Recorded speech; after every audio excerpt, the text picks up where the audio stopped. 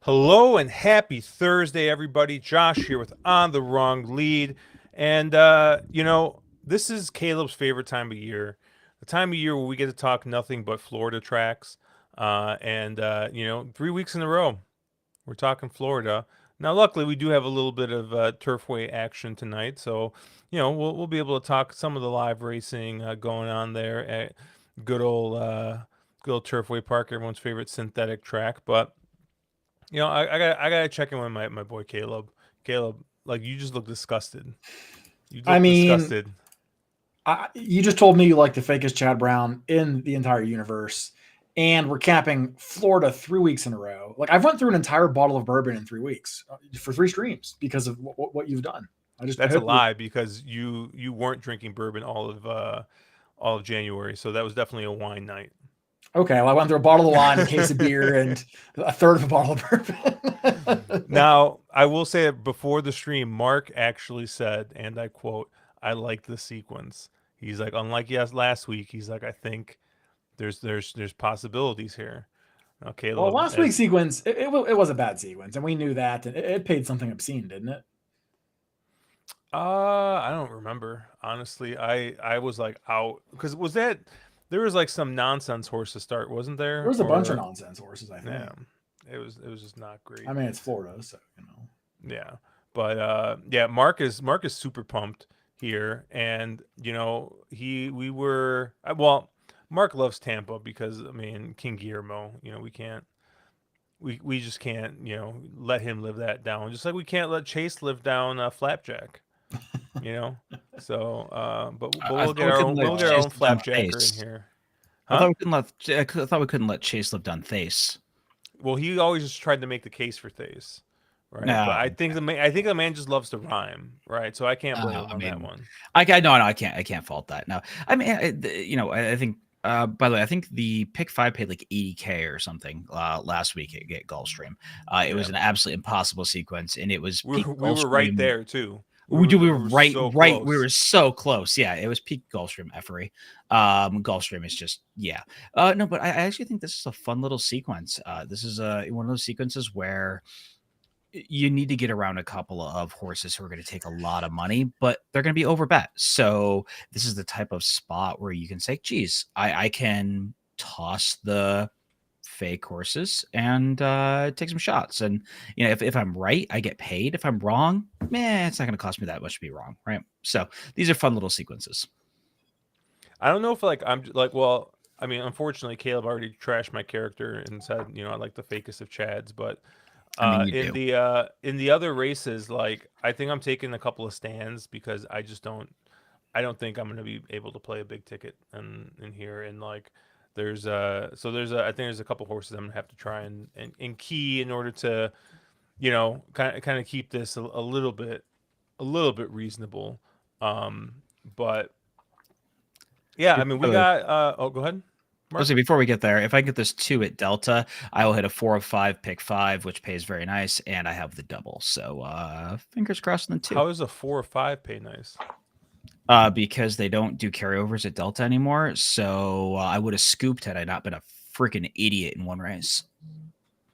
Okay. Is that paying 900 for 4 or 5? No, that's $1. So it's 440 something. Oh, Yeah. interesting. Yeah. All right, you got 2 minutes to post there, but what Yeah. what are we getting? And it's a 4-to-1 horse right now too. Like we're not talking.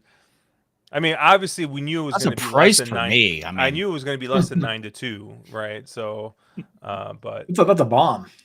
I it's a know. bomb. Like I'm betting big prices here. It's like But why don't we jump into the sequence here? We got a little bit till Turfway starts, so um, I think we got about 19 minutes of Turfway, so we could probably get through this race because we're notorious for being very prompt and speedy to get through races here. But yeah, race 8 at Tampa Bay Downs is going to start off this late pick 5. And, we got a field of 10. We are going to be going a mile in the 8th on the turf for optional claiming. And your morning line favorite is the 6 Lucky Combination at 8-5. You got Sempre Elegante at 7-2, 6-1 on All American Beauty and Seat at the Table, and then you got double digits on everybody else. And you know, this was kind of, I think, when I look at this race, I was just kind of like, I don't know if I just hate money, but I think I'm going to be against both the short price favorites here in the 6 and the 10. So, if I'm against them, I need to get my heat check here for being against the favorite. So, Caleb, are you also against the 6 and 10 in this race? I am very against 6 and 10 in this race. Okay, because I got a single in this race. Because I do not have a single. I thought this was a hard race, so now I'm interested. Yeah, I got a single in this race because I was just like, look, I'm against the 2 short price favorites, and I'm like, I don't want to invest a ton in the sequence. So I'm like, all right, let's look at this first race. And I think I'm going to put all my money behind this 2 Seat at the Table at 6-1. I mean, definitely my top pick. I just can't, like, horses like the 10. Chad is very good with horses like this, right? But the difference with this horse versus the other horses he's good at this with is the other horses are actually good horses. And this horse is just not a fast horse. I mean, you just look at some of these previous efforts, and it's just like nothing is really come up to. I mean, like, yeah, like maybe that allowance race, right, at Saratoga was his best race, and then hey, now all of a sudden it's like we got to take a year and a half off.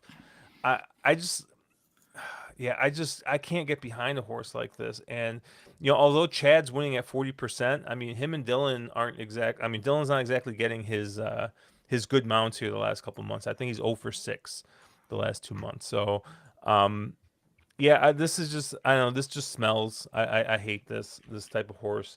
Like, it'd be different if this is like a horse, like a graded stakes horse, right? Maybe had a grade 3 win or a couple of graded stake, like an actual quality Chad Brown horse, and he's trying to ease this horse back in. But the fact that he's running this horse basically back at the same level he just left, there's no class drop there. There's nothing that makes me think like, hey, this is a soft spot for this horse to kind of ease him in. So Well, definitely hold on. Yep.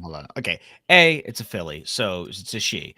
But there's also the fact that you're trying to imply that a allowance for 115,000 at Saratoga is equal to an optional claim 32 at Tampa. Is that the argument you're trying to make right now? An N1X to an N2X, yeah.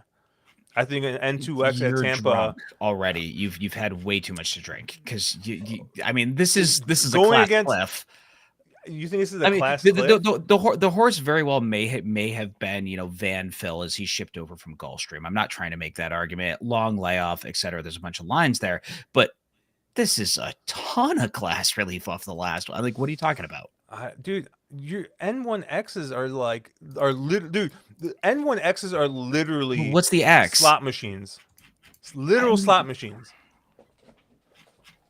It depends what the X is, but okay. I mean, sure. yeah, okay, it depends on the X, but like we're not talking about a graded stakes horse dropping down into an optional claimer like Chad normally does with these huge long layoffs. We're talking about an allowance horse that's doing the same move. Like, okay, if you want to, I'm sorry, Mark. Okay, it's Saratoga. Everything is different in Saratoga. I'm sorry. Okay, yes. Going from Saratoga to Tampa is a class drop in of itself. But hold on, yeah. Caleb, is going from Saratoga to Tampa a class drop? Yeah, I would say it is. Okay, cool. Just checking.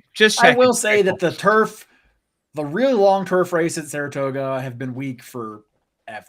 If this was a mile or a mile and a 16th race or something at Saratoga that he exited, I would be more impressed. But, it was a mile and 3/8 that he won, and he lost an N1X at Monmouth 2 back. I mean, let's not overlook that either. So, yeah, he is getting maybe a touch of class relief, but that's kind of irrelevant when you're talking about a 600-day layoff or whatever it is for this horse. And all I'm trying to say is that normally when Chad makes these like moves and they come back and they just run off the screen, it's a horse that was already like in good form, and like this is a horse that's won a single allowance race. Yes, it's at Saratoga, but I mean, I don't know. I just I it's just not the type of not the type of resume that Chad normally has in a horse that's trying to make this move and is going to run off the screen, right? So at least to me, it smells right. To Caleb, it smells too. Mark, you're obviously singling that horse because I'm trashing its No, character. I'm not singling that horse. I'll spread a little in that race, but I think the 6 and the 10 are both players. I like your 2 as well. There's a few other horses I would go with. I don't know if you're tossing it over to me or not, but I think that I think probably the point you're both trying to make. This is a race you want a little bit of coverage in, and I would agree to that point. I think you need a little bit more than 1 or 2 horses here, but I wouldn't get singling like you are. I think that's it's a tough race. It's not as easy as it looks on paper. When you have horses coming off long layoffs, especially in these kind of spots, you want a little coverage. Caleb, save me here. Yeah, Josh, I'm with you, really. I got your back on this one, and I'm surprised that you're singling with 2. That is also my top pick. I don't know that I have the confidence to single him, but for a lot of the reasons that you kind of mentioned, she's third off the layoff here. Mark Cassie's been very hot. The horse has won both races off the layoff, 2 for 3 at Tampa. There's lots to like here. And this is just a horse that kind of feels like the now horse who's in good form, who's drawn well with a versatile run style, gets one of the best local jocks up. And yeah, I think the horse just checks every box. You're not going to get 10 to 1. You're not going to get 2 to 1, I don't think. So the horse will probably be a fair price. And then, yeah, I'm with you. I can't single the horse because I just don't have that much confidence, but it is my top pick as well. And it's kind of reassuring to hear you land in a similar vein as well on seat at the table there. The other 2 horses that I have a bit of interest in here would be the number 9 All-American Beauty, which I assume will probably be Mark's top pick. Shug has been on fire at Tampa Bay. He's like 40-something% so far at the meet with limited starters. This horse is getting class relief, going from an optional 62 at Gulfstream and a couple of graded stakes back in New York to dropping back down into what is probably a more realistic spot. You get probably the best or the hottest anyway local rider up in Sam Marin. So I think there's a lot to like about All-American Beauty. And then the other horse that I'll probably have on a ticket somewhere is maybe a horse that I don't know is all that good enough. But the number 1 Retired Kathy probably needs to find a few points on figures to be competitive with this group. But she is a horse that likes to win. I mean, 5 wins out of 14 starts, has 10 out of 14 in the trifecta, and 3 wins in a second from 3 starts at Tampa. And that second was just by a neck. Those were unrestricted races for 3-year-olds. She's now 4, and the waters get a little bit deeper here. But she's one that really likes this track. She can go forward or sit kind of off the pace a little bit. And I think she's just a horse that's going to get completely dismissed off connections and some less than stellar speed figures. But I think she's one that, based off a horse for course angle, a good draw, might be one that at a massive price I'll have on a ticket somewhere. Yeah, I don't know if you're throwing it over to me or not, but no, I really like Retired Kathy in here. Actually, that would as a value proposition, probably my top choice, given the fact that you're going to get every bit of that 10 to 1. You might get 15 to 1 on that kind of a horse, but a horse for course, very nice draw at Tampa. These sort of inside drawn horses tend to do very well going this trip. And no, I think Retired Kathy's super interesting in here. I think you really need to have some coverage to the 6 and the 10. The Clement horse and Sempre Elegante. I think, but I think both of them can win, and I'm going to take some spots or some shots against some of the chalk later on in the sequence. So I just want coverage here. I just want to get through this race and be alive. And then I also thought somebody like the 7 Victorious Dancer was another horse that made some sense, albeit not a win machine at Tampa, but in a barn that is very, very hot so far this meet, and a jock who has been doing really good things. So, I thought Victoria's Dancer was also a little bit interesting in here. So I'll be 5, wide in some sort of an AB, structure. I'm not quite sure what that looks like, who my A's are and who my B's are. May move it around a little bit, but I want some coverage in here. I want a spread. I know Caleb did mention the 9. I have nothing against the horse. It just seems like the last win was quite a while ago. And, I wonder if this one really, really still has it. I think I'd probably let the 9 All American Beauty just kind of beat me. Although I do agree with him. The Sugar Barn is super hot right now. He doesn't like it because it doesn't have it anymore. I mean, its last win was only 2 months before the 10. Yeah, but he doesn't have it anymore. And by it, he means JJ. Yeah, you're right. That's what it is. No, I mean, dude, like I said, the 10 is the type of Chad horse I hate to bet. And like the 6, I mean, I don't know, man. I just look at the last couple races, and I just kind of look to see the various distances, the fact that they're going back and forth in synthetic, like, I don't know, man.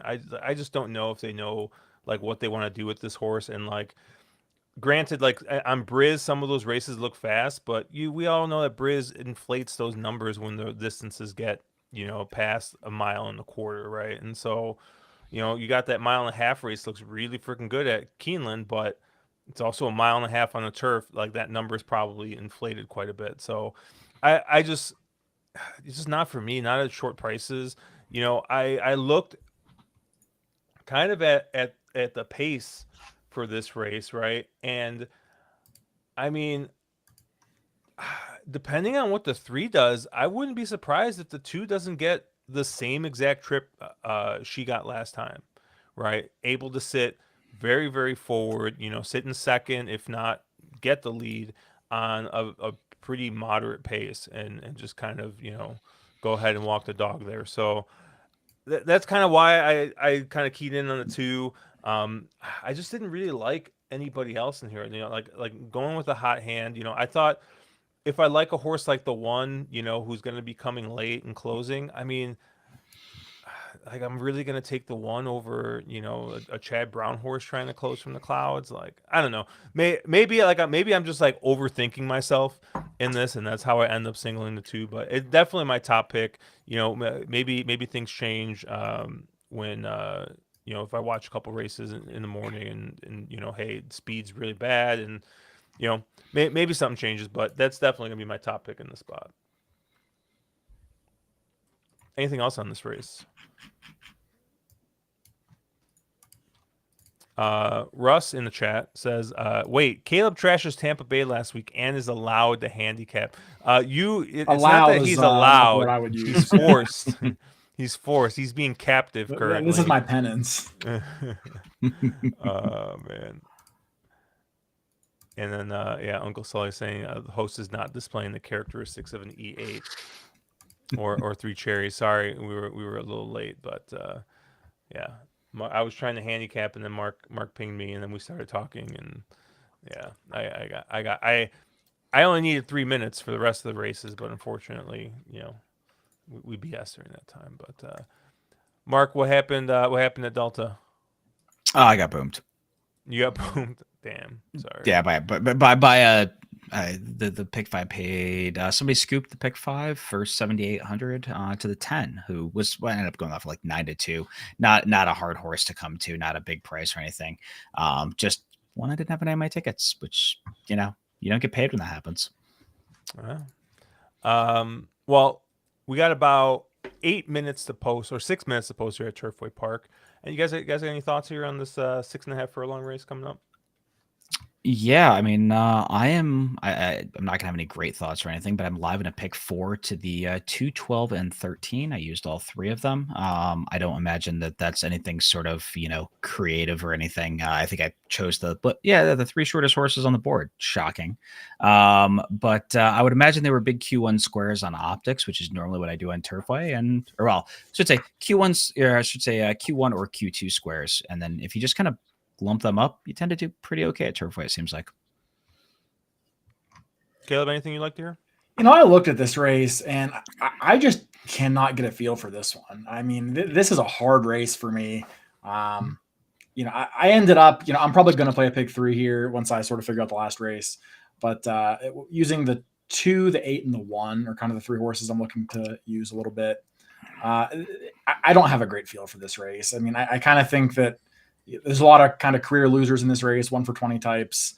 I'm not totally sure who gets the lead, whether it's the 1 or the 12, or maybe even, a horse like the 4 tries to go. So look, I didn't have a good handle on it.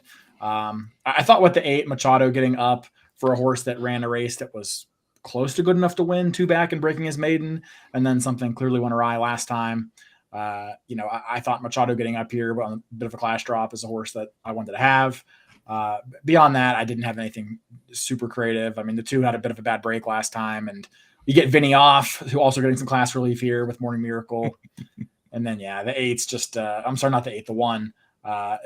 Inside drawn. I don't know how Speed's doing. I haven't watched it tonight, but it's a barn who's done well here with limited starters, and Alex Achard's been up for most of those wins. So giving a shot to the inside Speed. Speed has not been phenomenal from what I've seen. It looks like the track is playing a little more fair than it was maybe a week or 2 ago. Okay. I love the 2 in this spot. I think the 2's the horse to beat. Looking at the double payouts, I think the double payouts? The board agrees with you. So yeah, well, not the double payouts. The double says the 12 is the favorite. The pick 3, the 2 is the favorite. The 12 is actually the favorite by quite a bit in the double, which is kind of interesting.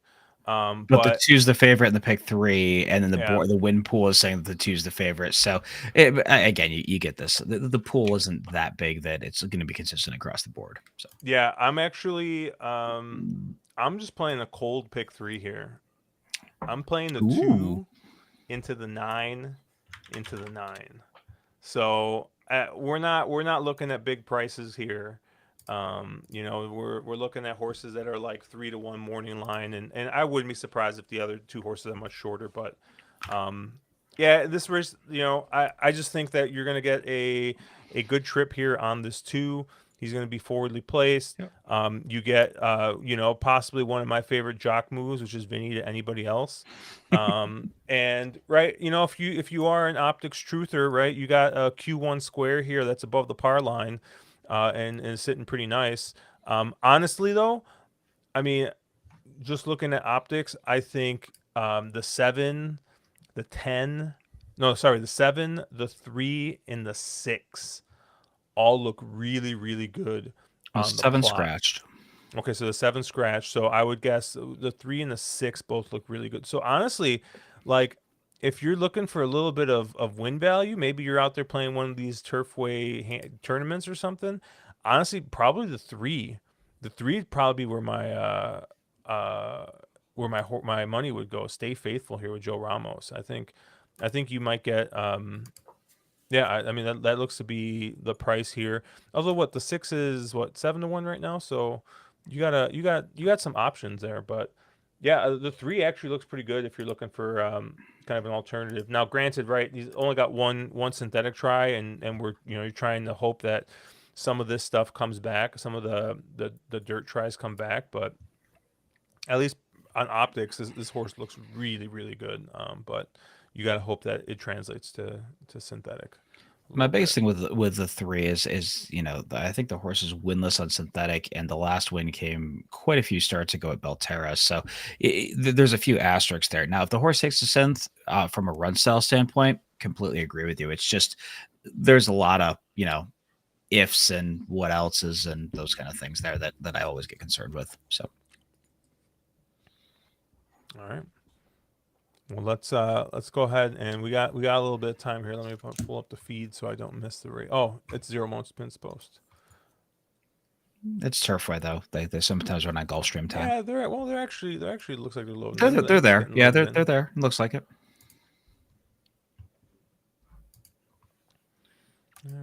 And 12 is now taken over as favoritism by quite a bit. Looks like your 6 is going to take a little bit of late money. Yeah, just tick down to 6-1. Yeah, like I said, I think the 3 is probably the value play here if you're gonna.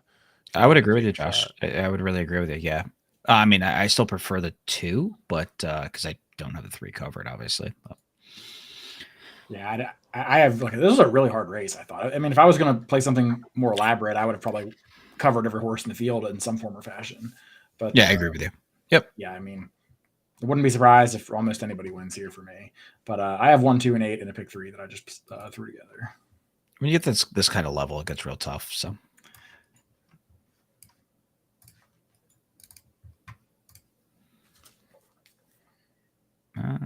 The 4 is being a little obstinate. Yeah, I was like, what is that? Why is there a horse in front of the gate right now? And just still did the horse around. pop the gate, or did they just was being an asshole? I don't know. That's weird. I mean, the horse lost to 48-1, so it looks like they're loading them quickly here.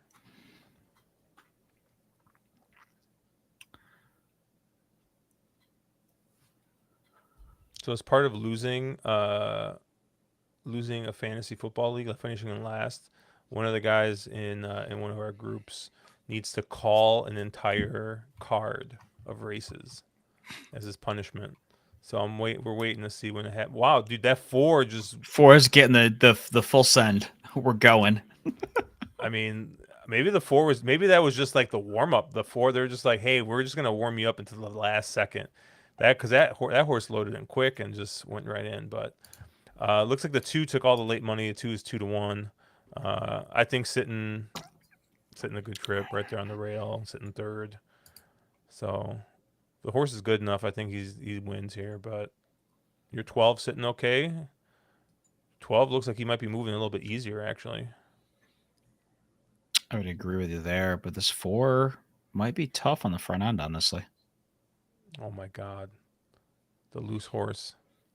He wasn't just loose in front of. I mean, maybe he just stops. I think they got him. You think? Because I don't think they do. You think they got him? No, I don't think they do. I don't think they do anymore. No, I think he's gone. Yeah. Like I said, it was such a tough race. I mean, you have to go all in these because there's no price on the board. I mean, there was no way. Like out of the 4 horses, I thought might get the lead. He probably wasn't even in that category. I mean, nope.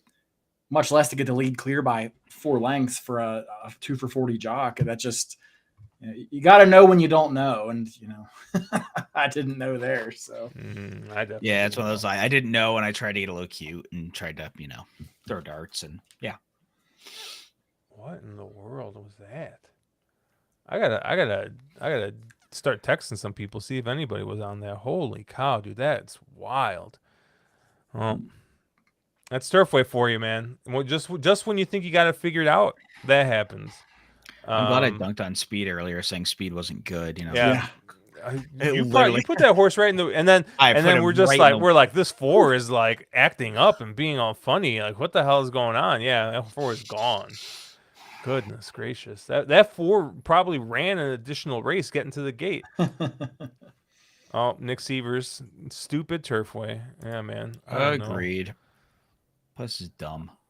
That place is dumb. Let's see what optics. Optics didn't have the 4 anywhere close to the lead. That's wild, man. I don't know. I'll take a sip of my wine too. Yeah. I think we're drinking from the same glass, which is scary. Race 9 here, the Suncoast. Go back to Tampa, where maybe things will make more sense. I don't know. But we got 8 horses in this race here. You got a 2-1 favorite in La Cara, 5-2 on Her Laugh, 7-2 in Italian Soiree. And then you get 8-1 on Chloe and Dancing Magic, double digits on the other guys. And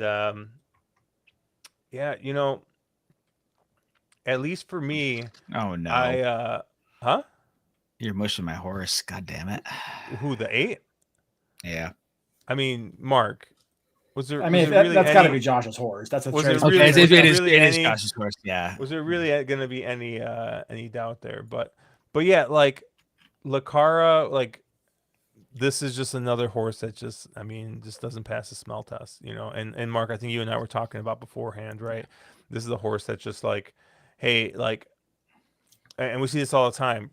takes a little while to break its maiden, runs a really, really good race in the maiden breaker, and then just never runs back to that number. You Well, know, that Pocahontas was a fairly okay race. I think that this sorry, I don't mean to take over, Josh, but I think the scarier thing for Lucara is the fact that the last three, as they've stretched this horse out a little bit, have all been descending, patterns on hmm time for him. The horse has effectively gotten slower as they've stretched him out, and you're going to get that's going to be your favorite on a horse that I think has a lot of asterisks here, just on the fact that I mean, obviously you can draw a line through the Breeders' Cup Juvenile Filly, because those types of Breeders' Cup races, that's a huge class test, that's a huge jump up, those are very tough races. But even if you go from the Maiden Breaker to the Pocahontas, that was a pretty big downward step, and you're going to get favoritism on that kind of horse.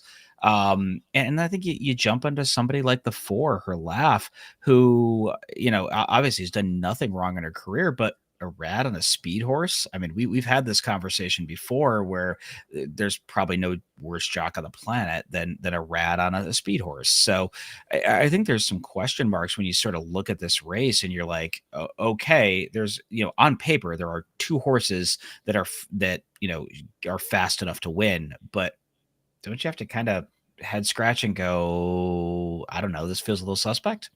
The 4 is a stone cold single with about 90% of the jocks in the entire country on it. And part of the 10% that horse is not a single, well, Irad Ortiz falls upon it. Yeah. Like Yeah.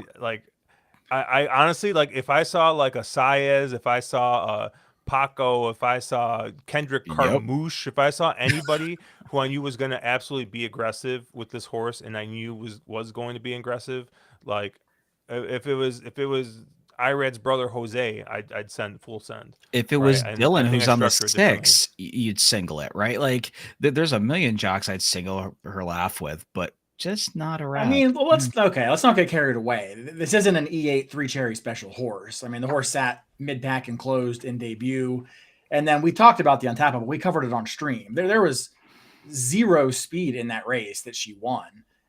So she kind of just stumbled into the lead for lack of a better anything else. So yeah, I mean, she might go to the lead, but I mean, I don't think she gets the lead over the 8, who clearly has one way to go.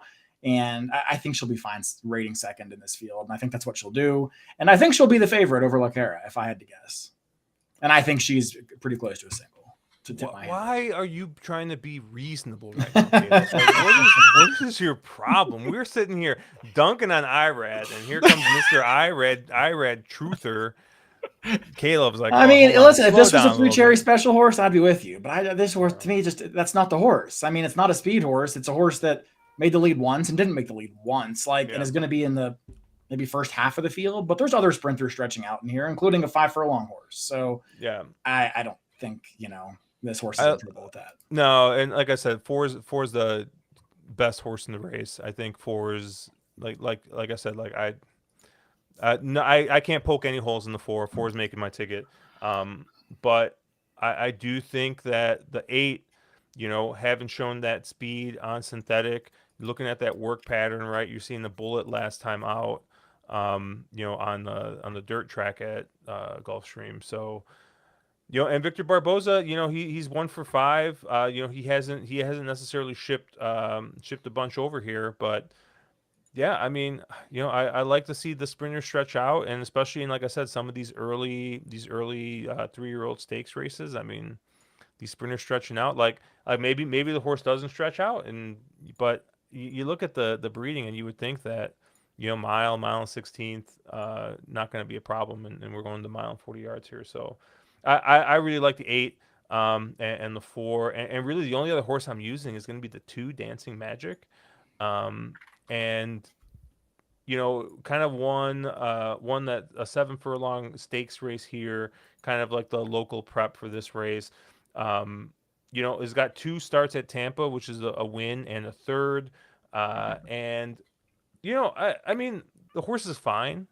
I don't know how time form has it. Briz has her races right in there with the rest of them. I mean, I think does need to kind of get a top here to win, but I think does provide a little bit a little bit of versatility with being able to come from off the pace. I mean, one last time 7 furlongs coming from 9 lengths off of it. So it does have a bit of a kick there closing. So I thought, hey, if for some reason this thing does melt down, which I don't think it will, but if it does, I do think the 2 Dancing Magics in here with a shot, and only has to take a little bit of a step forward, I think, to kind of be in the mix here. So I like the 2 as a B, but I'm gonna be using the 4 and the 8 as A's. Caleb, since you love IRAD so much, what else are you doing here? Yeah, I think Irad is a lone A in here. I do not like Lacara. I'll forgive her of the Breeders' Cup.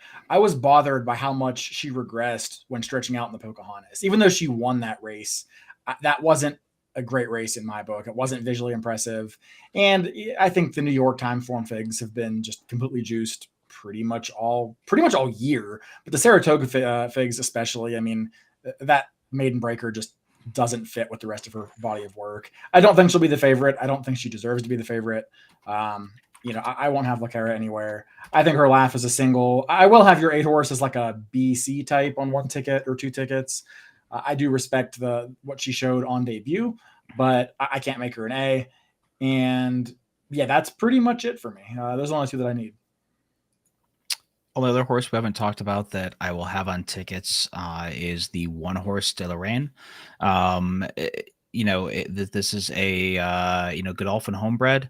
I realized the 1 start on dirt was absolutely garbage. I think you kind of just draw a line through that. Horses won 2 straight. Clearly has taken a massive step forward with that last out turf start. There's a question mark of, does this one actually like the dirt? But you're going to get paid to answer that question here. And I think this is one that it could be an interesting player here. Clearly the pedigree is there. It's just, does the performance match it on the track? Uncle Sully's saying we're dumping an IRAD. When is this race taking place? Next Wednesday? Weekend IRAD is different than Wednesday IRAD. I can't remember who made that quote. Wednesday IRAD is weekday IRAD is a different animal, but Wednesday IRAD, when IRAD flies into ship, I mean, he usually means business. Man, Wednesday IRAD, dude, has lost me so much money. Doesn't he drive to Tampa? I mean, he probably what would you fly the coast or something. He's probably got a helicopter or something, right?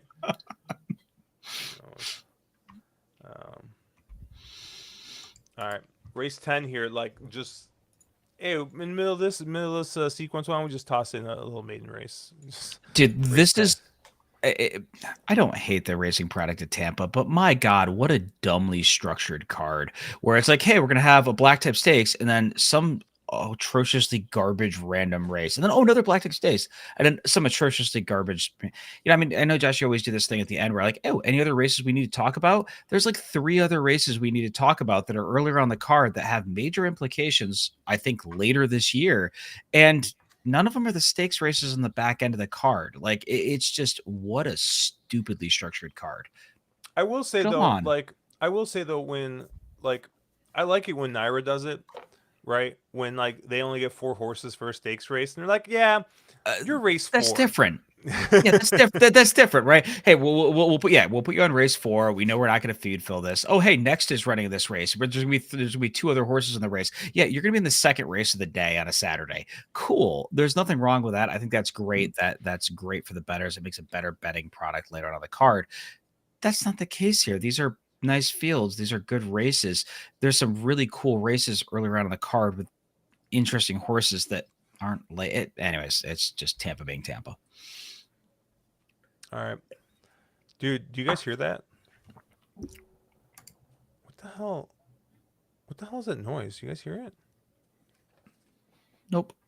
Oh, it's a takeout reducer alert. I was wondering what the heck was going on. We haven't heard that one in quite a while.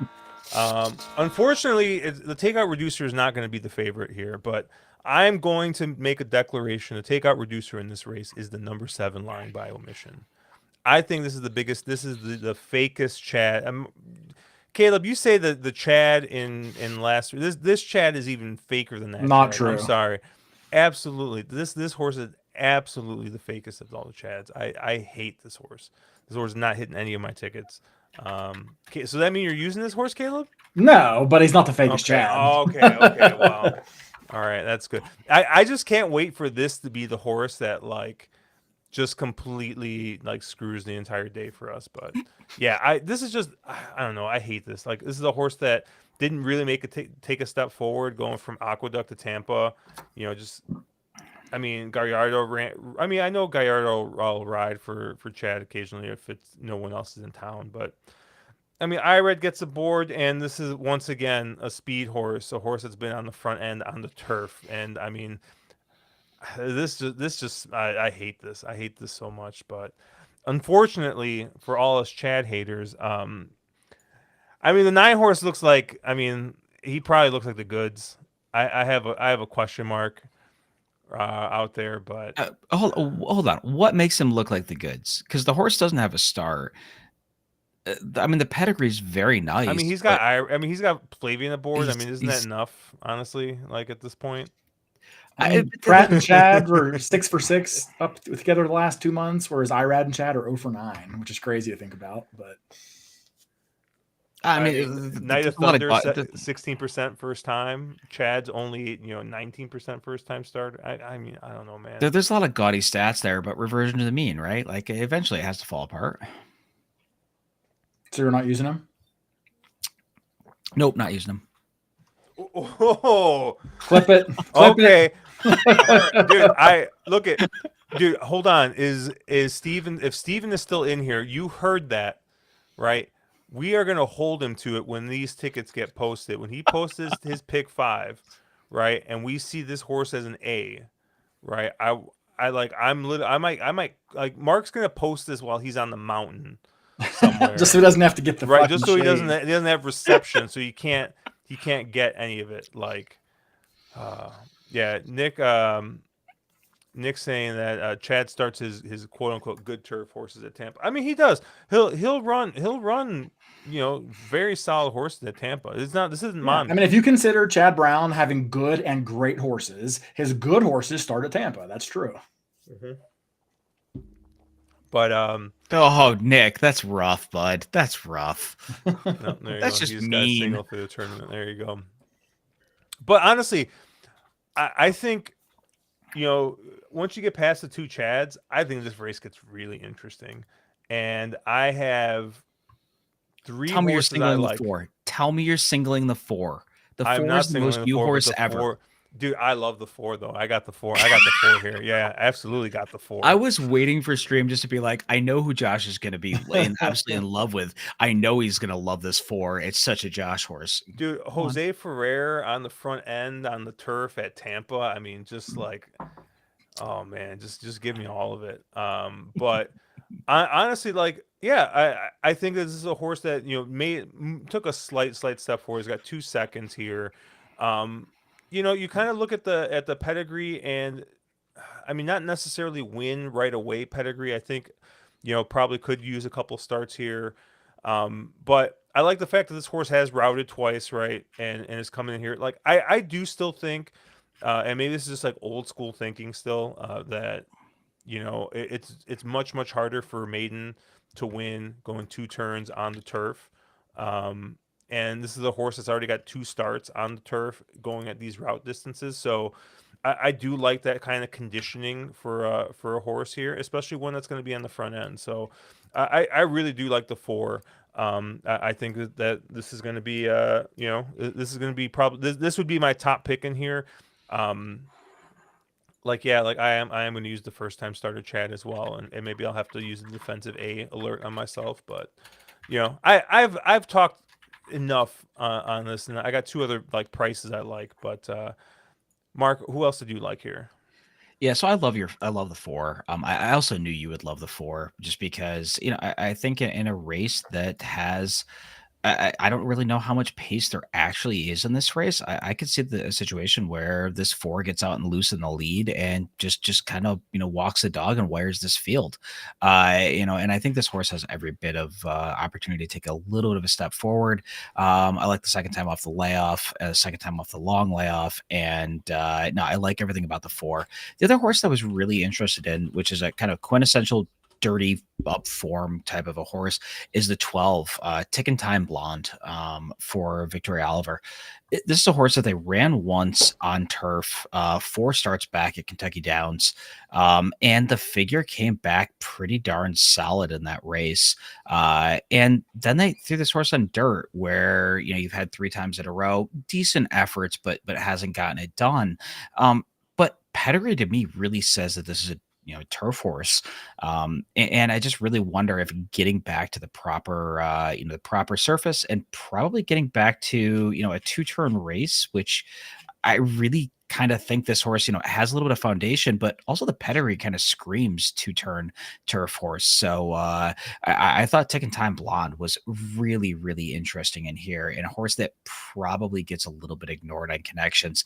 I don't know if this is more of a tournament play type of a horse, but no, I thought this horse was extremely interesting in the spot. Clearly, Josh agrees with me, which actually gives me a little pause. But yeah, no, I thought Ticking Time Blonde was very interesting here, and those were the two. That's the 2 A's I had, the 4 and the 12. Caleb, did you also like the 4 and the 12? I do not like the 4 at all, and I do the 12's okay. But not one of my top picks, but he's fine. A Tampa Bay turf does not play to speed. I mean, on the turf routes at a mile and a 16th, they've had 2 wire-to-wire winners out of 31 races, so 6%.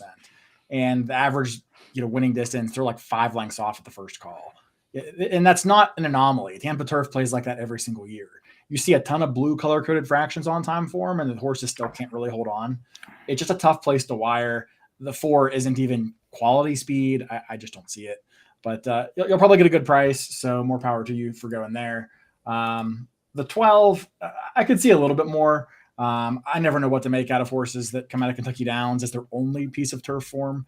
But his dirt form is also fine. Vicky Oliver doesn't exactly have the best numbers with any moves really. Literally anything. So yeah, tough to get too far carried away. Over 56 on first time Lasix, 5%, on the year basically. So it's been tough for her, but I don't hate the horse. I only really like 2 horses in here. One of them is the Chad Brown first time starter with Flavian Pratt, who I think is legitimate and will be a very short price. Don't need to talk about him because the horse I actually love in this race is the number 8, Kaya, however you say it, at 20-1. This is a horse who was very slow out of the gate in her first time start. She was a little bit wide, then she was really wide into the stretch, and that was trying to close into what time form has coded as a very slow pace. I get it. I just said it's very hard to wire at Tampa. There's been 2 horses that have done it. That was one of the races where it happened. That was one of the races where a horse did go gate to wire with very slow fractions. The adjusted fractions were 24-4 and then 49-3 and then 114 and change. I mean, very, very slow compared to the raw figures there that you might see, or the raw times you might see on Brisnet or DRF. So this was not a fast pace. The winner was wire to wire. The 3rd place horse was 3rd the entire race. Kala is the only horse that closed a step. A classic Murphy angle. Our friend Murphy loves horses who close into a slow pace, especially when nobody else made up any ground. So big fan of this horse, fits the profile of the track. Does need to take his game from maiden claiming to maiden special weight. But, again, I think that the figure isn't that far off from being competitive. I think the horse fits the profile and ran a sneaky good race, and you'll get a massive price because of the low profile connections and the perceived increase in class. So for me, I'm going to have that horse will be my A along with portfolio duration. And then I might have a couple of C's from horses we've kind of talked about, but those are the 2 that I'm most interested in. I thought your 8 was really interesting as well. I don't think you get 20-1 on that horse, just given if you're digging into the form, there are definitely some things to like there. Clearly the horse had an abysmal trip first time out, and also these are connections that are pretty good together. The trainer is 50% so far this meet, and the trainer with that jock is 40% with an $8.32 ROI, which is things that I would imagine are going to prevent you from getting those odds, but you probably get every bit of 10-1, and that's a hell of a value on the 8 Calla. Dude, like, when did this happen? Like what's going on here? All right, because first of all, I'm looking in chat, and Nick is saying I've watched this long enough to remember when we all used to make fun of Mark, and I don't remember stopping that. I don't remember making fun of Mark stopping. I don't know when that happened, right? But here's the thing: this entire time, right? Like if you look on the right hand side, right, you see Mark on the bottom, you see me on the top, you see Caleb in the middle, right? And there's a reason for this, right? This is just how it is, right? Mark goes one way, I go another way, and somehow Caleb ends up in the middle. Why the hell did this happen? How am I on Mark's 4? Mark's on my 4, right? We both love the 12. Caleb hates the 4. We both love the 8. Like, how did this happen? This is ridiculous. I don't know what the hell is going on, but yeah, Caleb. I mean, you basically brought up like everything I wanted to say about this 8. Like, I see a very, very slow pace. I see a horse that closes into it, right? You move that up, and honestly, like I said, if you look at optics and you believe in optics, you have just the lonest of lone closers that you could possibly get. You have just like, I don't know if you can make the square any bigger for that 8. Sitting there in Q4, and yeah, it just does. It does seem like it is very, very hard to wire, and it's just this horse at 20-1. I mean, that would just be like, that's like a day maker if you get anything close to that. So that's probably one of the horses I will win bet, and like I get it, right. Like I'm like 4. I'm gonna be like probably 4 wide in this race, but I really think that horse has got a huge, huge shot in here, and I do think you're going to get a price because you're going to see a horse that's going from maiden claimer to maiden special weight. Honestly, I'm going to be probably looking also at like what like a 9-8 exacta pays, like, because even if this 9 like is the goods, right, and wins, like, if this 9 goes off at 6-5, and this 8 is still 20-1, I mean, maybe that's how you extract a little bit of value out of this race. But yeah, I mean, you guys basically said everything. Like I said, like, yeah, I like the 8. The 12, I think, Mark, you brought up, the Kentucky Downs race looks fine, right? The Kentucky Downs race looks fine, and this is another horse that I think, if you kind of look at some of the other races, I mean, even the Tampa race last time out, right?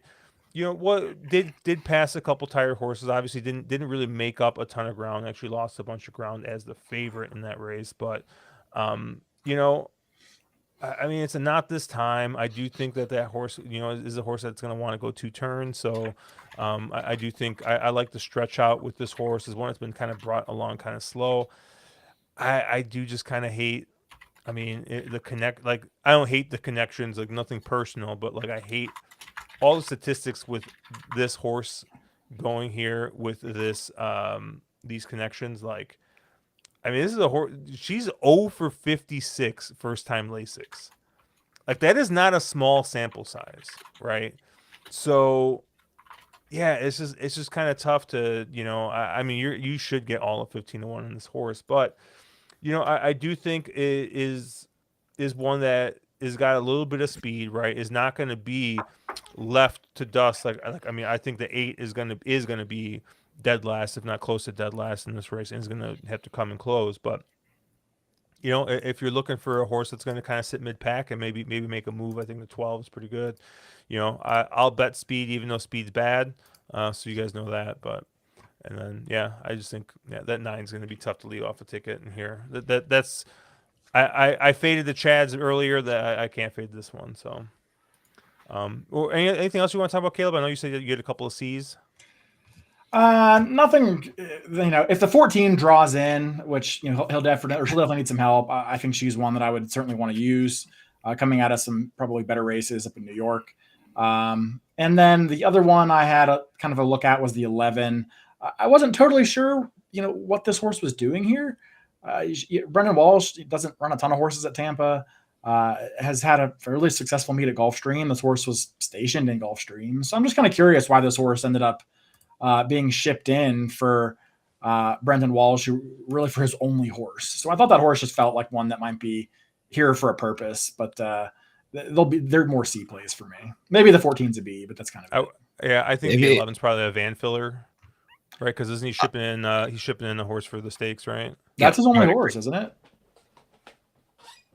He probably shipped over with Chad or something. And I would agree with you in the 14. If the 14 draws in, that horse the problem with the 14 is going to be very short. So agreed. Oh, it is. Maybe I was wrong. I was thinking of someone else. My bad.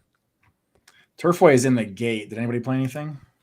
I mean, I like the 9, but the 9. I also started a double with the 9 here. I mean, to me, it looked like it was between the 9 and the 4. I tried to argue for the 5, but I played a double king the 9. I keyed the 9 and a double over the 2 and the 9 as well. I played 9 with the 7 in the next race. Yeah, I mean, I just like the 9. Coming from going to be coming from off the pace is a horse that's shown that does like the added distance, and going these mile and a quarter distances. I don't know. I always get a kick out of these races just because, you don't see a ton of, especially in the winter, you don't see a bunch of mile and a quarter type races anywhere. You get like the mile, 16th mile, and the 8th sometimes. So, but yeah, I thought one that would like distance. I was actually kind of surprised the 4 didn't take more money. Yeah, with the connections, I mean, I would have thought the 4 would take a little more money and actually maybe go off as a slight favorite. And the fact that they bet the Wesley Ward horse down to 9-2 or to 5-2 going mile and a quarter. I mean, good luck. You mean the Wesley Ward, who's like 1 for 90 or something in this meet? His stats are abysmal. 2 for 24 is what I'm seeing recently. Okay, well there we go. Yeah, pretty rough. Didn't even get the lead. Nope.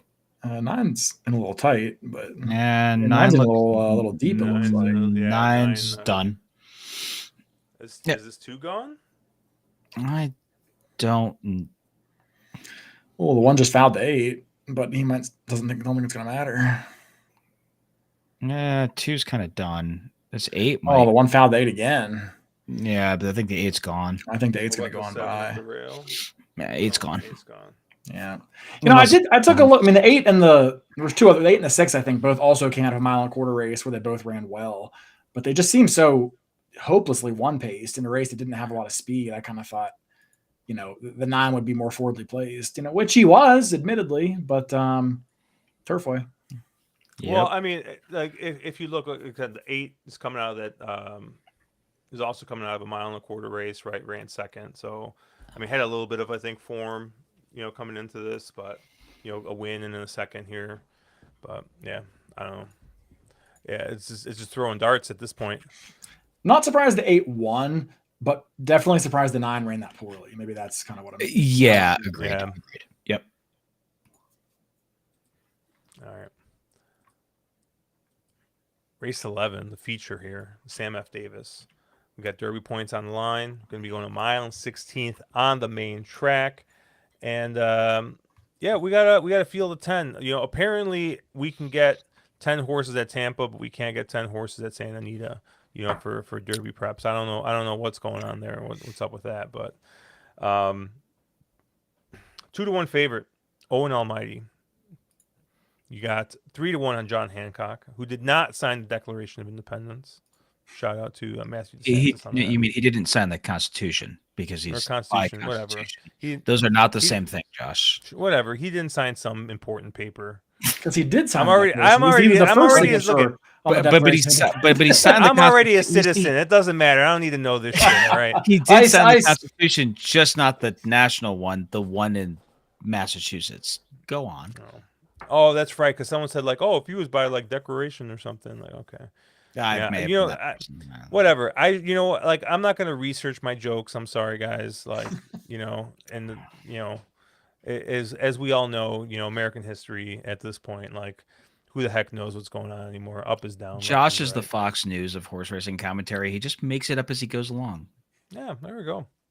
Uh, 3-1 on John Hancock, who did sign the Declaration of Independence, did not sign the Constitution. Thank you. There you And go. yeah, then you get 4-1 on Poster, 6-1, Treaty of Rome, Naughty Rascal. You get double digits on everybody else. I thought this is kind of an interesting race. I think there's a couple of different places you could go. Um, yeah, I don't know. I'm interested to see where you guys went, Caleb. Since you love 3-year-old stakes racing at Tampa Bay Downs more than anybody else, I'll let you go first here, and I'm curious where you kind of ended up here. Yeah, I struggled with this race because I don't know what I want to do with Owen Almighty, and I think that's kind of the first question you have to answer. And there's just obscene discrepancies in figures. Mark, I don't know if you have DRF up, but I would love to know what the I do. buyer is. On Owen Almighty, last out was 87. So And how does that compare to his previous race? he get an 86 in his previous race. Okay, so Brisnet and Beyer both kind of suggest that Owen Almighty ran a comparable race in the Iroquois as he did in the Pasco. Timeform gave him a 120 for that Pasco Stakes at Tampa. That was relatively, significantly pace adjusted upward due to a hot pace, but that just seems like such an aberration of a fig. I'm skeptical. I don't if you go back to his previous races, he's still a contender, which is why I can't say I'm not going to use him. I mean, he's only lost Came to Jonathan's Way, who's a very nice horse. Was one of the favorites in the Breeders' Cup, in the juveniles. And now he comes at Tampa off the layoff, took a lot of heat, and he did get DQ'd. He legitimately did foul a horse. He fouled a rookie card, I believe it was. But he was never losing this race. I mean, even though it kind of looked like he was in a dogfight. I mean, I watched the replay, and Irad barely even shakes the reins at him, and you can just tell turning for home he's not going to lose. I think Irad goes to the stick once at the end, and he draws off and wins. But it wasn't a hard-fought victory for Owen Almighty. Visually, I liked it, but I don't believe the figure, and I think that's going to result in him being a pretty big underlay, given that last time form fig and the fact that it's Irad and everything else. So he's the horse in here that gives me just all the consternation, because I think you kind of have to have a good idea of what you want to do with him. And I don't know that I can totally throw him out in this race. I really don't like the fact they're putting the blinkers on. I don't want this horse to show more speed. I think he's kind of fine, just more or less stalking. We already talked about Irad on speed, and there's a lot of speed in this race. I mean, at least kind of the way I handicapped it, I thought there was probably 4 or 5 horses that want to be on or near the lead in here, some of whom have never won or even run without getting the lead. So I struggled with Owen Almighty, who was neither my top pick nor throw out, but I feel like that's kind of where the conversation starts. I guess before I move on, I'm curious, like Mark or Josh, what did you guys think of Owen Almighty? I couldn't agree with you anymore on Owen Almighty. We had the exact same take that last figure was extremely suspect. He's going to be I don't see how he's not an underlay. Like there's no way. I very much agree with you on your take here. I used, I do think that there is a lot of speed in this race, and it's interesting to think what. Oh, there he is. Yeah, someone said, Caleb, the 6 had a candy ass trip. You just gotta say it. I do honestly, love I think Andrew trip. I think Andrew might say it more than you now, and he's like, as our friend Caleb likes to say, he I got haven't a brought it out in a candy while. ass trip. That is true. I swear every week he's bringing that out. I do think, but like, I don't know. I think the 6 is a little interesting because I do think the 6 has shown at least a little bit of versatility, and Irad went to the front last time, but maybe he'll remember he's Irad and he's going to rate this horse. Honestly, I that's kind of why I like the 7 quite a bit in this race. I have written down as a B, but it's kind of towing that line between B and A. that Remsen, coming from off the pace on, I mean, okay fractions, right? They went 48-3 in that one, but and Aqueduct, is basically like running in sand. So yeah, I kind of like the 7 a bit because I do think that there's a pretty good chance that if it is a quick pace, I think the 7's going to have a pretty good shot here to kind of close into a bit of a fast pace.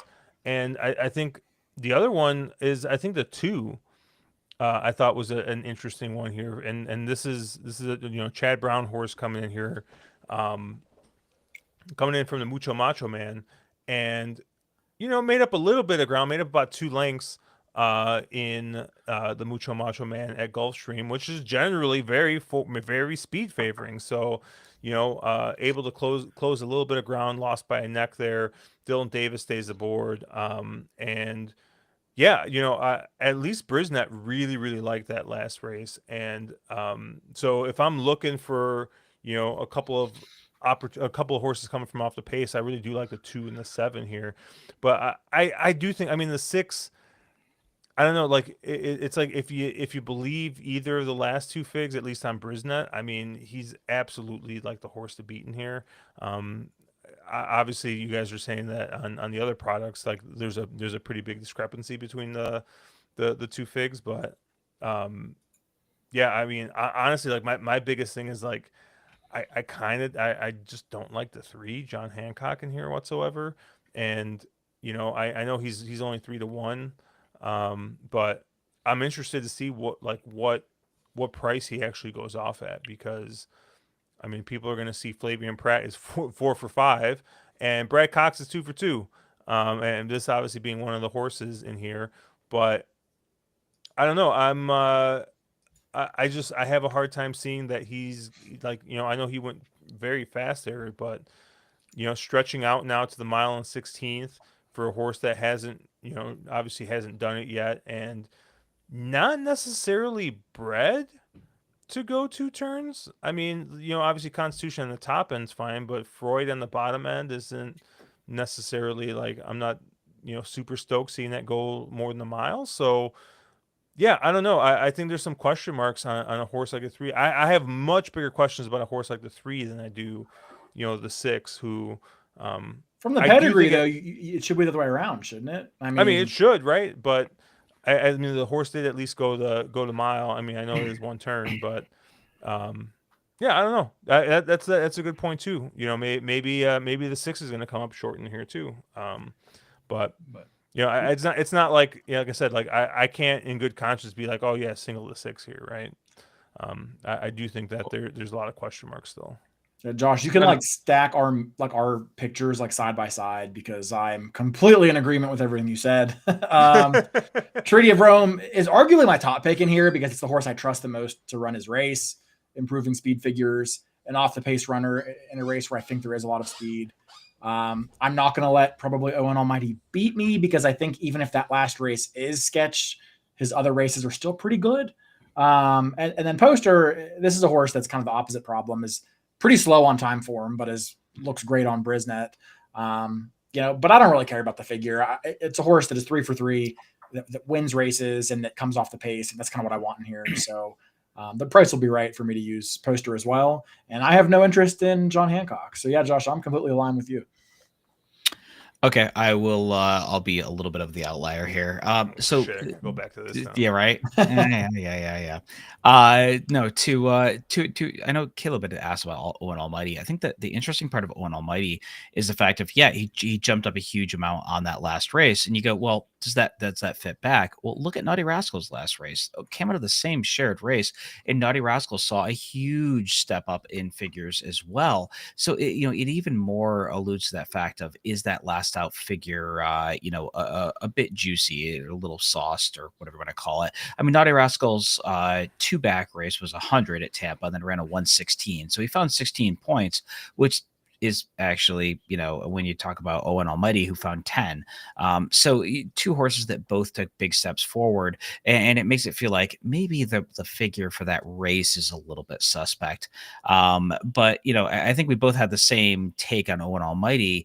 my thing is that I think John Hancock is just much the horse to beat. I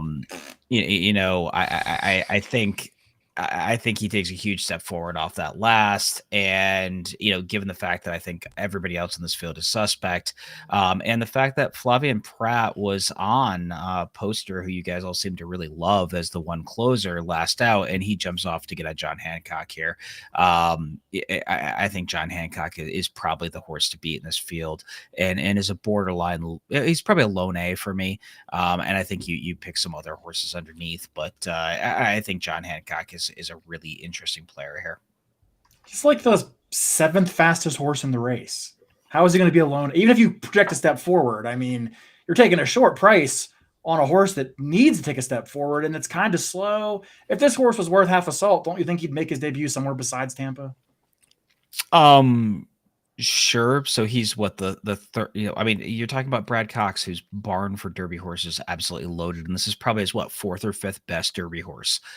Yeah. There's plenty of maiden races, he though. just I mean, towers over it's everybody not that else. he's here, it's that he debuted here. So, and Mark, like back when you were in high school in the 80s, right? Like there was when you right, that was rough. They, It was rough. there was a book. Man, I mean, I realize I'm bald, but I'm not that old. But there was a book, right? That basically every single person. Books. What are those? Every single person probably who's gone through the American school system has probably read the book To Kill a Mockingbird, right? And there is a scene, right, and turned into a movie, right? The great actor Gregory Peck, right? He tells Scout, never take a short price on a horse doing something for the first time.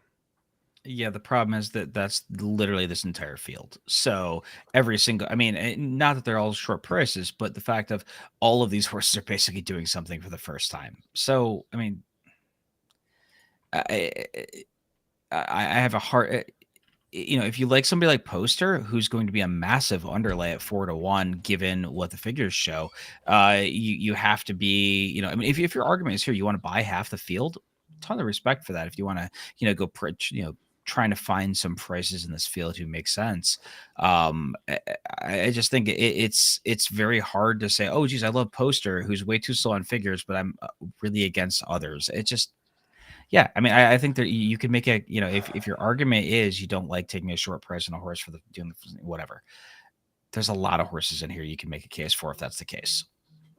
Uncle Sully saying, Mark, you're the last person I imagine is saying this to, but can you please spice this up a little? This Josh Caleb Brofest is getting nauseating. I just did what I could. And Caleb, I did what I could. And Caleb, what does Mark do? He does the fucking white person thing, and he tries to spice this thing up, right? He just put ketchup all over this shit. Yeah, he put like 2 specks of salt on it, and he's like, I think I salted this steak enough. Like, goodness gracious, taking John Hancock as the spice. Get out of here. Oh man. But I took spice in other races. Come on. Anything else in this? Yeah, honestly, you did briefly mention the 8. I had a question mark next to the 8. I thought I thought he was a little bit interesting, not so much because of the last race, but I don't know, man. Brisnet gave that race 2 back a humongous figure. How does Timeform have that one? Is Timeform like that race at all, or is that one? It doesn't dislike it, but it's not amazing. I mean, I think the thing to say about Naughty Rascal is this is a horse that literally every single horse of the race of this horse's career has taken a small step forward. 72, 90, 95, 97, 100, 116. That's the pattern. So if you think figures, then yeah, you're saying this horse has every right to take another step forward and be a major player here. My concern here is that Owen Almighty is kind of answered this question so far this year. There's nothing being said. Obviously these 3-year-olds are inherently somewhat lately raised. There can always be somebody takes a big step forward, somebody, develops, et cetera, et cetera. But I think Naughty Rascal is probably an overlay given figures and, the fact that I think everybody's looking at other places and probably like me, landing on the Cox horse who's going to be way too short. I get it. I'm not disagreeing with Caleb here, but does somebody like this become a little bit interesting given the fact that people are going to go other directions and you're probably going to get 6-1 on what on paper is the second best horse in the race? I don't think he's that good. I can't look at him and say, yes, I want to bet this horse when Owen Almighty is in this race. Like, because you watch the race, Owen Almighty had, he caused it, but he did have a shade of trouble. And Naughty Rascal was all in to get neck and neck, and Owen Almighty just ran away from him. I just can't see this horse turning the tables. I don't think he's really bred for a mile and a 16th. I don't see it. If you give me 20-1, sure, throw him in. But if you give me 6-1, that's not the right price. But you're okay with Poster at 4-1?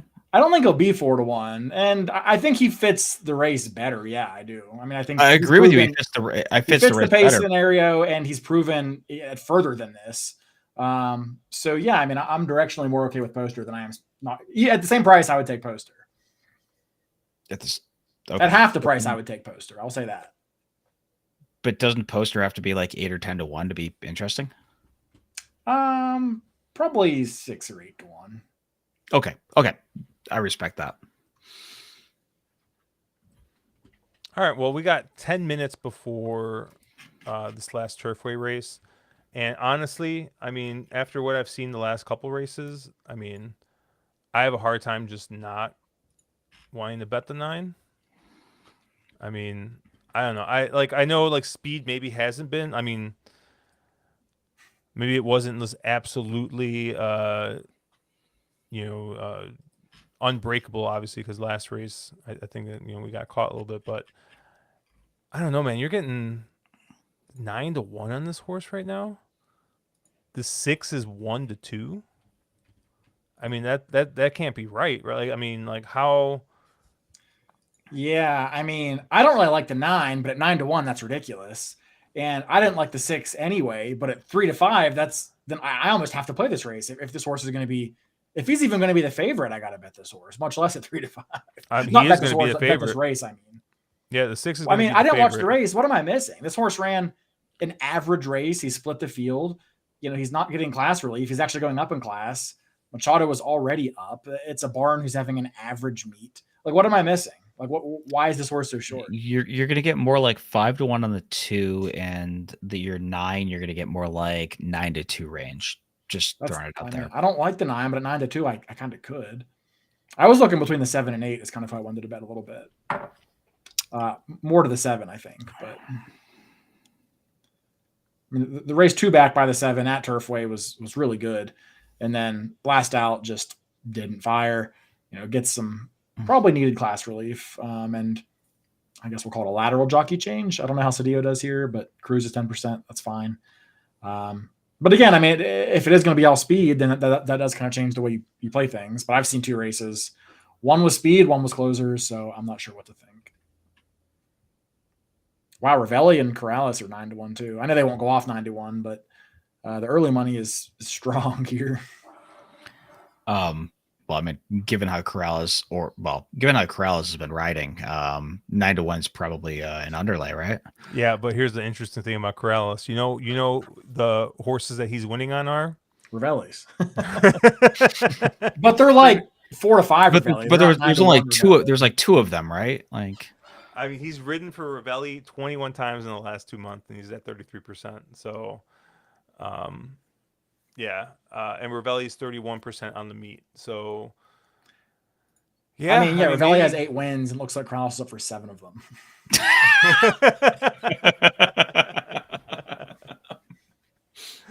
That's a filthy stat. Oh God. Yeah. I don't know. Tough race again. I look at the 1 a touch, and the only reason is because, like, Irving Mangata is probably he's the highest percentage jock at the meet. Whether you call him the best or not, I don't know. But apprentice jock who's been getting all the top tier mounts, and then randomly lands on a first time starter for a barn that I don't know anything about. Run happy, breaking from the rail. A couple of okay works on that tab. If you go back to the work tab there, I mean, a little bit interesting. I mean, in a race like this, you can make a case for a lot of runners.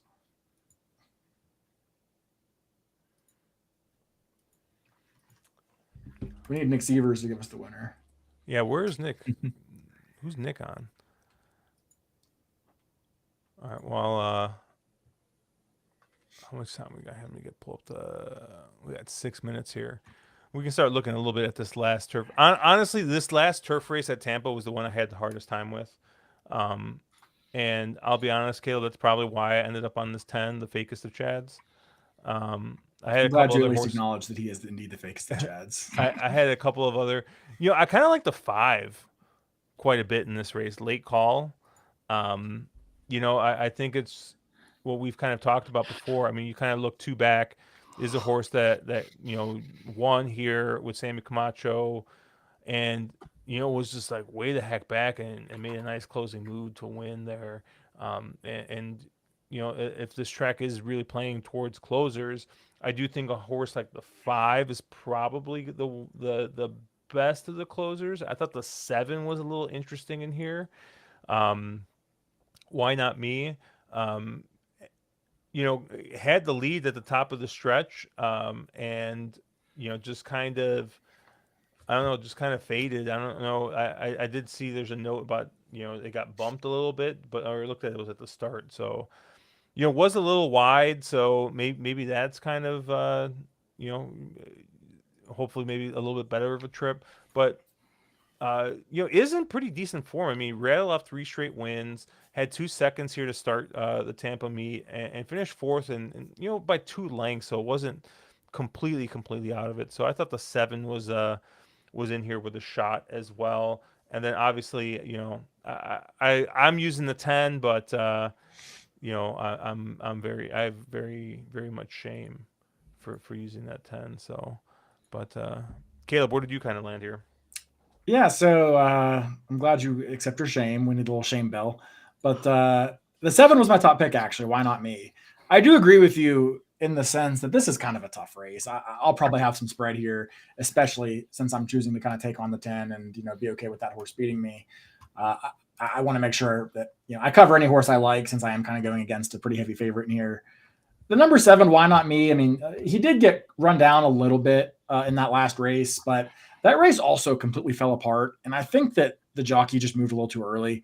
I mean, yeah, there may have been a bump or something. I'm not sure, how much that really cost him, but I think that he just probably moved a little too soon.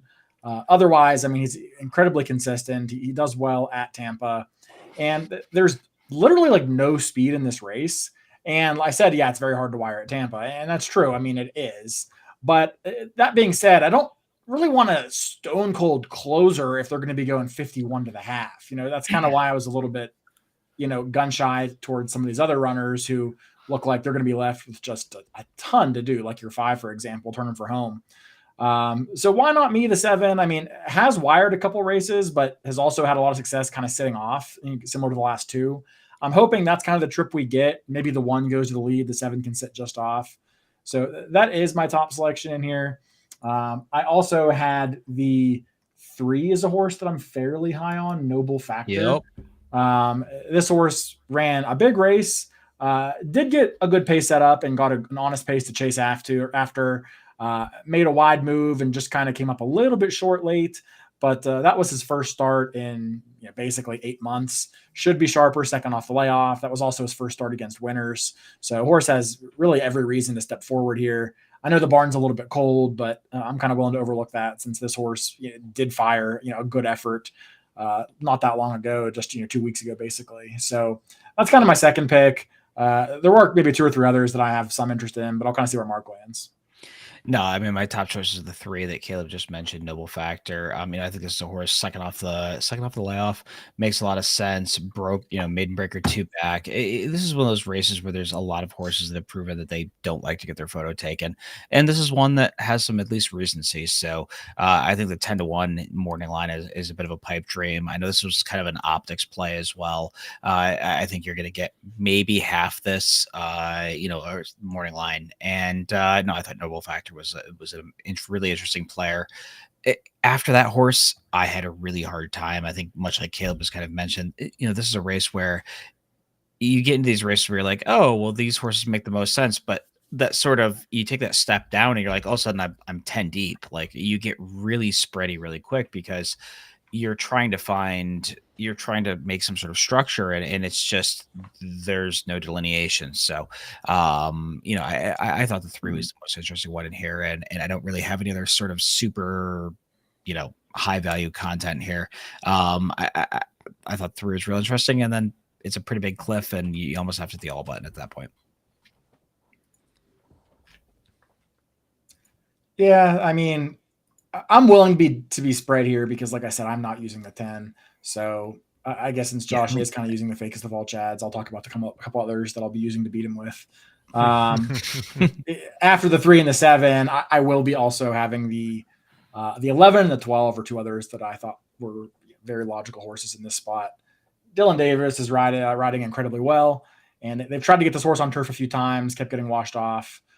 Has the pedigree to run all day, and probably running against better horses over at Gulfstream. So I like Sheriff Ali, and then the 12 Asan, I guess. Safi and Irad shipping in. Got steadied early in that last race. Another horse making a second start off the layoff, and was likely competing against probably better horses previously. The barn change is clearly doing a lot of good for this horse. Appears to be sharp, and despite the pretty extensive record, there is only a 4-year-old, so a lot of upside left. Love for the 4, Caleb. I thought that would be you kind of a horse as well. Probably since I looked at the 4. I mean, he's fine. I just think he looks similar to a lot of other super deep closers in here that I couldn't quite like as much. I mean, when he ran against Why Not Me earlier, I just think I much prefer the 7 to the 4, just given where I think they'll be turning for home. And I just don't know that the 4's, got enough upside left for me to go there. But, I don't hate it. Well, the 2 and the 9 at Turfway just both rocketed out to the lead. The 9 just... I played a real dumb cheap ticket with the 7 on top. The 6, I don't understand the price, so I left him out of a trifecta. And I played 7. I don't even see him on the screen right now.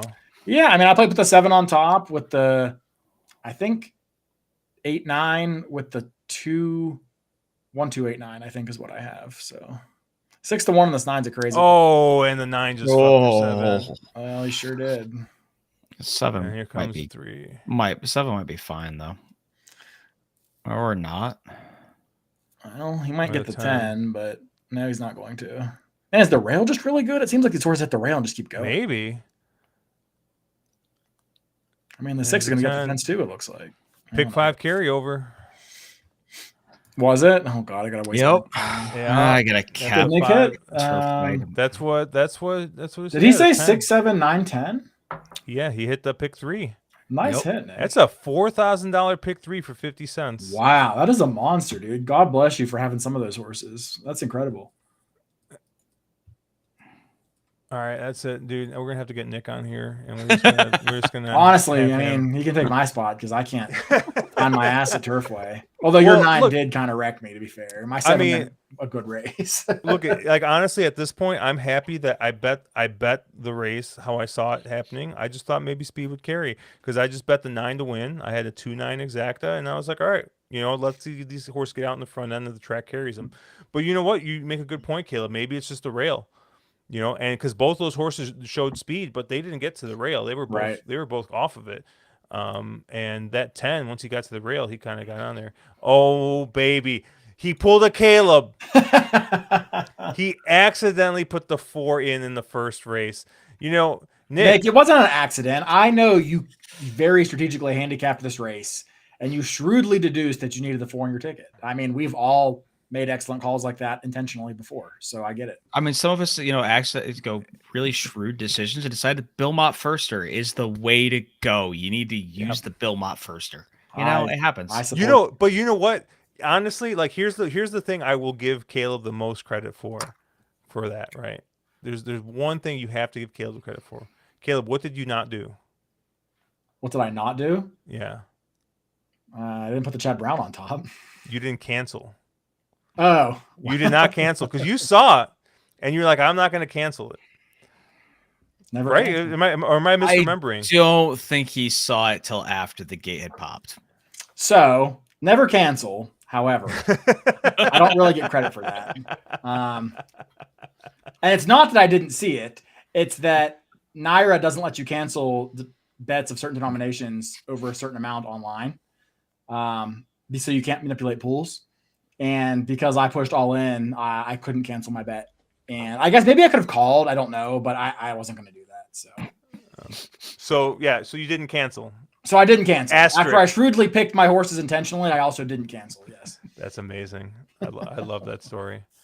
And I mean, I don't know, man. I think we were like, well, obviously we are 9 months away from the Breeders' Cup, but you know, I've forcibly volunteered Caleb's house for a Breeders' Cup meetup, and if that's the case, I mean, Caleb, I'm not even kidding you, dude. We might just do it like a 24-hour stream.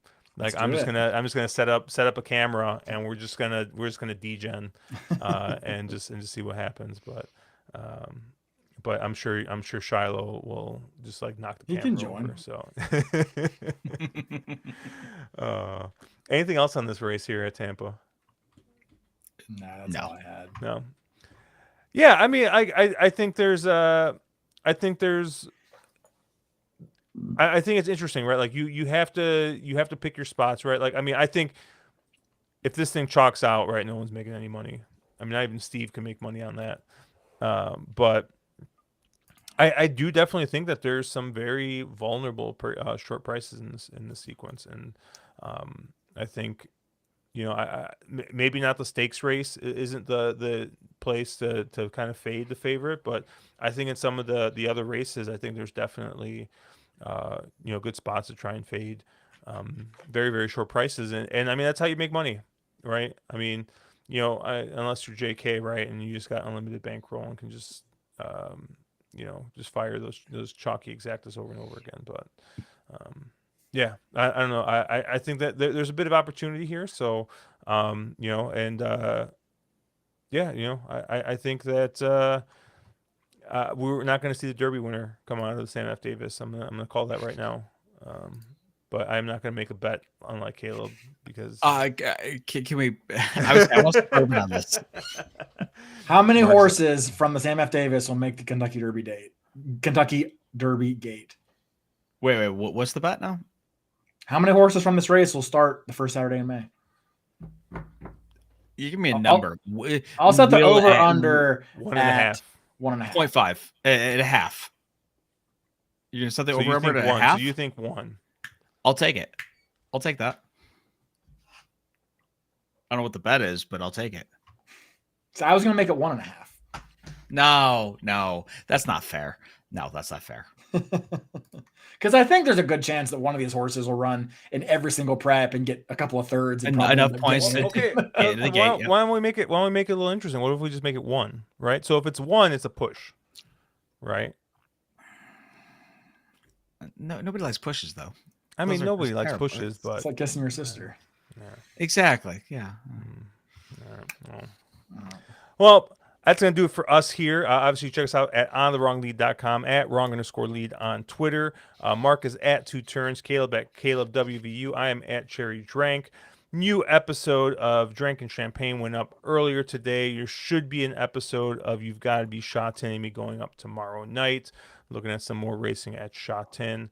But yeah, you know, it can only go up from here, Caleb, because we can't cover Florida forever. So, honestly, I mean, we only have 2 more Florida streams for the next like 3 months. That's what I'm kind of. Well, I guess that's not true, huh? 3 more Florida streams, but well, that's no, okay. because Tampa Bay, the Tampa Derby, like usually is the same weekend as something else. So yeah, so we can do whatever else it is, like harness racing or something, and then and then we'll have the Fountain of Youth and Florida Derby. Yeah, we're gonna be betting greyhounds or something. Dude, did you see? Did I send you guys the greyhound thing I saw on Twitter, where like one of the dogs actually caught like the lure, and then like caught it and like ripped it off, and then like ran away from all the rest of the dogs, and all the dogs stopped the race and immediately started chasing after the dog that caught the lure. It's pretty funny, but I'll just send you guys the link to that video. But yeah. You know, well, I think is Rebel next week. Should be the Risen Star, I believe. Risen Star. It's Risen Star then Rebel. Okay, cool. Well, yeah, and you know, we've been talking a lot of Oak Lawn over on the Drinking Champagne, so that should be a fun card to take a look at. But yep, check us out on therunglead.com at @wrong_lead, and yeah, let's make some money, guys. Thank you for watching. Like, subscribe, hit all the buttons. We'll see you later.